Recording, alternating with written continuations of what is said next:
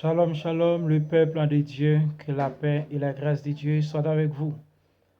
Je suis pasteur Jouvin Daniel, depuis Haïti, mandaté par Mikasa comme auteur dans le domaine de l'évangélisation, en vue de répondre à la mission que notre divin Maître et Sauveur Jésus-Christ nous a confiée.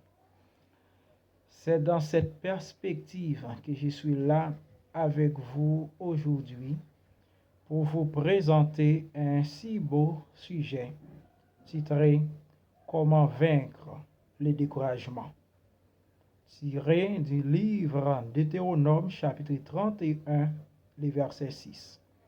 Je lis pour vous. Prenez courage, tenez bon, ne craignez rien et ne vous laissez pas effrayer par eux, car l'Éternel, votre Dieu, marche lui-même avec vous. Il ne vous délaissera pas et ne vous abandonnera pas. Mes frères et sœurs bien-aimés, le découragement, c'est un sujet auquel beaucoup de personnes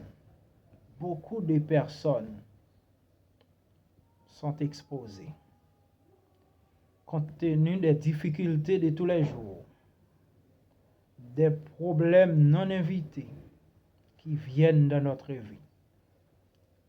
C'est pourquoi nous voulons vous parler de ce sujet qui nous concerne tous. Alors aujourd'hui, notre objectif premier, c'est de vous aider à reconnaître les causes du découragement, à affronter l'esprit du découragement et enfin trouver les moyens nécessaires pour les surmonter. Bien-aimés frères et sœurs, certaines épreuves de la vie quotidienne nous laissent sans force et souvent nous obligent à questionner notre existence. Parfois, les situations auxquelles on fait face ont pour objectif de nous dévier du plan de Dieu. Mais, étant chrétien, fils du Dieu vivant, on doit toujours avoir les yeux fixés sur Jésus comme symbole de fidélité, afin de sortir victorieux, comme fut le cas de beaucoup héros de la foi qui ont connu des moments de trouble, des moments de difficulté et des moments d'épreuve dans leur vie. De plus, nous vous rappelons que l'instrument usé ou bien utilisé par notre ennemi commun n'est autre que le découragement. Reste de mer la stratégie la plus utilisée par ces derniers pour éloigner les croyants comme non de la présence de Dieu. Le découragement, ce thème, ce concept que nous parlons aujourd'hui, nous pouvons poser cette question. C'est quoi ça? C'est quoi le découragement? Si je voudrais apporter une définition étymologique au concept découragement, je dirais que ce mot vient du mot grec atoméo, qui signifie être découragé, brisé en esprit.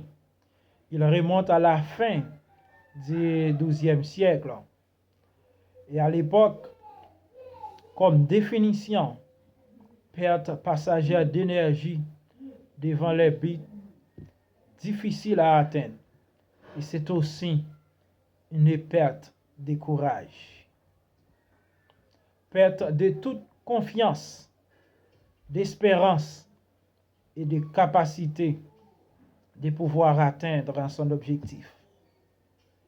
Et comme synonyme, nous pouvons considérer quelques concepts d'essence proches comme abattement, accablement, dégoût, démoralisation, désenchantement, désespoir, lassitude et tristesse.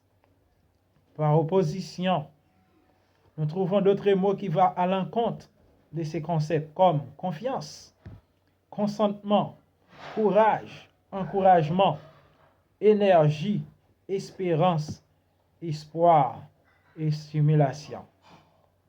Bien-aimés, la question que je voudrais poser, qui d'entre nous n'est pas exposé à ces problèmes, compte tenu de nos manquements, compte tenu de nos difficultés, compte tenu des problèmes confrontés?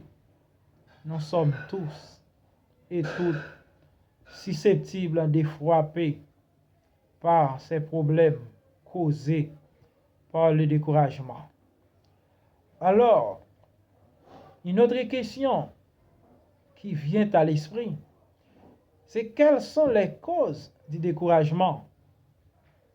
Pour certaines personnes, le découragement est un choix. Et pour d'autres, c'est une maladie universelle qui n'épargne personne. Cette contamination peut briser vos projets à l'embryon ou à mi-parcours. Vous faire croire que vous êtes inutile dans vos relations, bien qu'on attend beaucoup plus de vous. À travers cette vidéo, soulignons, mes bien-aimés frères et sœurs, quelques aspects clés qui peuvent provoquer cet abattement, un manque de communion avec Dieu. Une personne qui n'a plus une relation étroite avec Dieu est facilement exposée au découragement par faute de connaissance de la parole de Dieu. Écoutez, mes chers amis, nous vivons dans un monde où il n'y a pas de personnes assez pour vous encourager. Presque toutes les personnes sont préoccupées par les problèmes de la vie. Il existe trop de gens dans ce monde pour vous médire, pour parler méchamment à propos de vous. Donc s'il y a une personne qui doit vous encourager, que cette personne soit vous-même. Soyez le premier à vous encourager. Quand les difficultés font surface dans votre vie, soyez les premiers à vous décourager. Ce n'est pas sans raison, mes chers frères et sœurs, la Bible déclare en Osée chapitre 4, le verset 6, « Mon peuple meurt faute de connaissance. » Faute de connaissance. Cela veut dire que si vous avez la connaissance de la parole de Dieu, c'est sûr que vous allez trouver les moyens nécessaires pour surmonter les problèmes causés par le découragement. Toute une panoplie de versets bibliques nous encourage. Nous n'avons pas assez de temps pour vous lire, mais je vous les prescris, comme Osée 4, le verset 6, comme Jean, chapitre 14, verset 16 et 23, 1 Jean, chapitre 1, le verset 3, 1 Corinthiens, chapitre 1, le verset 9, et aussi bien, chapitre 12, le verset 13, 2 Corinthiens, chapitre 13, le verset 14, et enfin, Apocalypse, chapitre 3, le verset 20. Les circonstances négatives, situations d'adversité, des problèmes comme maladie, les crises socio-économiques. Matthieu, chapitre 11, le verset 28, nous conseille pour connaître ce que nous devons faire.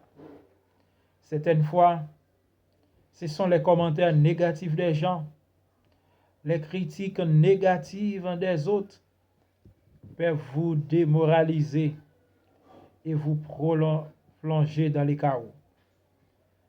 C'est pas sans raison que Proverbe 21, les versets 23, nous parle comment Dieu peut vous aider à vaincre ces difficultés. Une victoire non gagnée dans la douleur peut aussi vous abattre parfois.